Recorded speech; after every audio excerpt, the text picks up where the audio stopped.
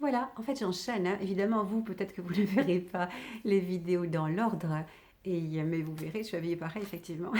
Et j'enchaîne sur cette vidéo aux deux extrêmes, entre guillemets, puisque moi, en tous les cas, je viens de terminer la vidéo précédente qui était sur être maman à 20 ans, ou peut-être un peu moins. Et maintenant, je vais faire la vidéo sur être maman à 40 ans, 45 ans, voire plus tard. Voilà.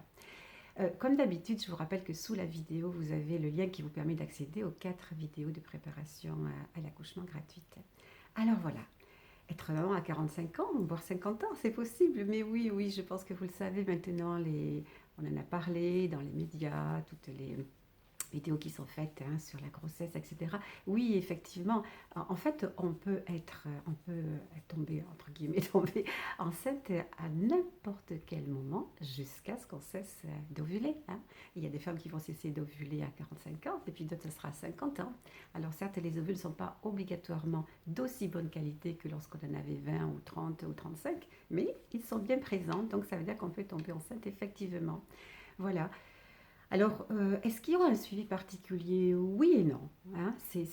Vraiment, il faut dire oui et non. Parce que c'est vrai que, on va dire, le premier trimestre de grossesse, on va insister un petit peu plus sur certains petits facteurs, notamment on va bien surveiller le poids, même si on reste un peu plus souple lorsque l'âge est moindre, hein, moins de 40 ans, mais quand même à partir de 35, 40, voire plus, on fait attention au poids parce qu'on aurait tendance, on a pu le constater, les femmes, à prendre un petit peu plus de poids. Et alors ce qui se passe, c'est que à la prise de poids sont souvent liés deux autres facteurs qui sont un petit peu qui ont besoin d'être surveillés pendant la grossesse, c'est l'hypertension et le diabète. Voilà, prise de poids, hypertension, diabète sont des choses auxquelles il va falloir faire très attention. Et c'est pour ça, c'est juste à ce niveau-là que la surveillance est un peu plus importante et qu'on va du coup être dans la prévention.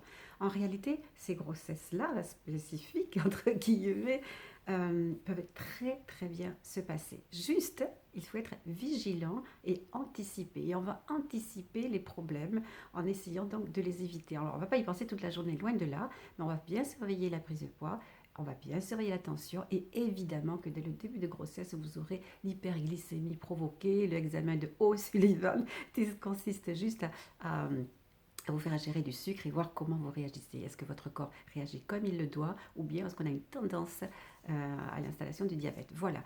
Après, il y a aussi un autre examen qui est proposé, les examens classiques, prise de sang, échographie, qui permettent d'éliminer les possibilités, pas d'éliminer les possibilités, de voir s'il y a une anomalie chromosomique au niveau de votre bébé. C'est la trisomie 21 en particulier. Maintenant, on peut faire des examens complémentaires, mais pas obligatoirement pris en charge par la Sécu, pour la trisomie 16 et 18, je crois. Voilà, la 21 est faite depuis très longtemps. Alors, voilà, moi je dirais que c'est ce qui va être un petit peu différent. Le reste, c'est exactement la même chose que pour n'importe quelle autre maman. On ne vous marginalise pas, il ne le faut pas. Et la plupart du temps, d'ailleurs, on a pu constater que ces mamans-là, et même lorsqu'il s'agissait du premier bébé, finalement, sont relativement sereines, pour ne pas dire très sereines. La maturité a fait que on va appréhender les choses avec un petit peu plus de recul, on s'inquiète un petit peu moins. Alors celles qui ont déjà eu des enfants, il n'y a aucun doute, elles sont beaucoup plus à l'aise. Mais même celles pour qui ça n'est pas, c'est le premier enfant, décidément, elles vont voir les choses d'une manière différente, avec, entre guillemets, plus de sagesse. Vous savez, c'est un petit peu comme d'avoir été maman et puis d'être grand-mère. J'ai cet immense bonheur. J'ai 5 et demi petits-enfants. Le sixième est en cours de route et ne va pas tarder à arriver. Et c'est formidable. On a une vraiment autre vision des choses. Alors, loin de moi l'idée de comparer ces mamans un petit peu sur le tard à des grands-mères, déjà, vraiment pas. Hein. Vous imaginez que c'est pas du tout lié à mon tempérament, absolument pas. Mais c'est juste pour vous dire que, voilà, ça au moins, c'est un côté intéressant de l'âge, c'est qu'il va y avoir une sagesse qu'on n'avait peut-être pas à 20 ans ou à 30 ans. Mais c'était compensé à 20 ans et à 30 ans par d'autres qualités, bien sûr. Donc voilà, alors bien sûr, il y a beaucoup de questions qui vont être posées. On a dit pour la grossesse, bon, pas de problème particulier, surveillance correcte, au moins le premier trimestre, et ensuite normal, s'il n'y a pas de pathologie qui arrive entre-temps. Pour l'accouchement, il n'est pas question de décider que parce que tu as plus de 40 ans, fera une césarienne. Non, absolument pas. Donc l'accouchement par voie basse, c'est tout à fait indiqué, sauf complications, évidemment. Mais ça, encore une fois, c'est pour n'importe quelle autre femme en ferait de la même façon. Juste, il arrive effectivement qu'on déclenche l'accouchement un petit peu plus tôt. Hein. On va dire peut-être 15 jours, quelque chose comme ça en principe, 15 jours avant le terme.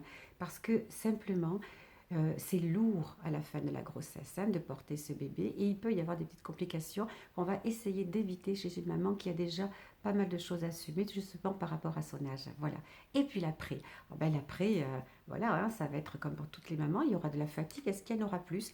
Ben, selon les témoignages que j'ai entendus, manifestement, ça n'est pas une règle générale. Loin, loin de là. D'autant plus que la plupart de ces mamans dont on vient de parler, qui avaient 40 ans ou plus, avec la sagesse qu'elles ont acquise, elles ont prévu. Elles ont restauré autour d'elles un réseau de copines, d'amis, la famille, qui seront là lorsqu'elles elles en feront la demande pour les aider, les accompagner. Voilà. Et puis, dernière petite chose, la plupart de ces mamans pourraient se poser la question ou se posent la question de savoir, ouais, enfin, comment va vivre mon enfant en grandissant quand je viendrai à l'école et qu'on risque de me prendre pour la grand-mère plus que pour la mère. Ben oui, effectivement, ça c'est vrai, on ne peut pas l'éviter. Enfin si, on peut l'éviter parce que l'apparence physique est importante. Alors il ne faut pas se faire du botox, etc. Comme disait, j'ai oublié son prénom de cette ravissante journaliste dans les maternelles. Non, c'est pas ça. Mais par contre, dans son esprit, dans sa tête, toujours l'état d'esprit va être primordial. Dans sa tête, se dire qu'on est jeune. On a été capable de faire un bébé à 45 ou 50 ans, on est jeune, vraiment. Il y en a beaucoup qui nous l'envieraient, cette capacité. Donc on va rester jeune dans sa tête. Et en étant jeune dans sa tête, on va rayonner d'une certaine manière qui va faire que même si on a un petit doute, très vite, on va se rendre compte que non, on est bien une maman et tout à fait fière de l'être. Et quant à notre enfant, ben, il va falloir lui expliquer effectivement. Et encore une fois, comme disait l'une des mamans, il va falloir prendre le temps d'expliquer à son enfant qu'à l'heure actuelle, ça a toujours été le cas, il y a toujours eu des mamans très tardives comme ça, qui avaient un certain âge quand elles ont eu leur enfant, ça a toujours existé dans la Bible, on le sait, ça existe aussi, on le lit, mais en tous les cas, maintenant, encore plus qu'avant, on a cette capacité-là parce que les circonstances de la vie ont fait qu'on n'a pas pu faire un bébé plus tôt, ou alors on en avait déjà, et puis on a rencontré quelqu'un d'autre, on a voulu faire un bébé plus tard. Voilà, et que donc, puisque la nature fait que nous pouvons avoir des enfants aussi tard, il faut absolument l'accepter. Et notre enfant, lorsqu'on lui fera des remarques parfois désobligeantes, on lui dire, eh bien oui, ma maman, elle a eu cette chance extraordinaire si tard, de pouvoir me fabriquer avec mon papa, ou peut-être si elle se retrouve seule, on ne sait jamais, mais c'est rarement le cas dans cette situation-là. Et donc, et ils sont très très heureux. Et moi, je suis très fière d'avoir une maman qui a cet âge-là. Elle comprend beaucoup de choses. Voilà, mes petites mamans chéries, jeunes, très jeunes, moyennement jeunes, ou un petit peu plus, ou un petit peu moins jeune, peu importe. Je suis tellement contente que vous m'accompagniez et j'espère de tout mon cœur que vous allez me mettre des commentaires. Et puis j'espère aussi que vous vous serez abonnés si du moins la chaîne vous intéresse.